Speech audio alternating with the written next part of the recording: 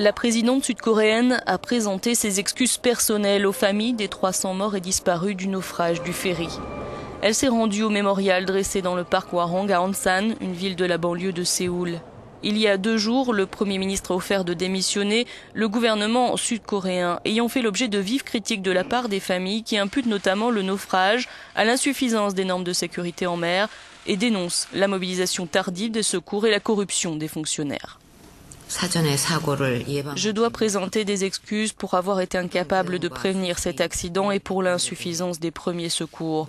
Je me demande si ces excuses seront en mesure de réconforter ceux qui souffrent, de soulager leur peine. J'ai le cœur brisé, a déclaré Park Geun-hye à la télévision. 2 semaines après le drame, l'enquête se poursuit. Hier, 3 personnes ont été appréhendées, des perquisitions menées ces derniers jours dans les locaux des gardes-côtes et de l'agence de surveillance du trafic maritime. Le ferry transportait 476 personnes, dont 325 lycéens en voyage scolaire.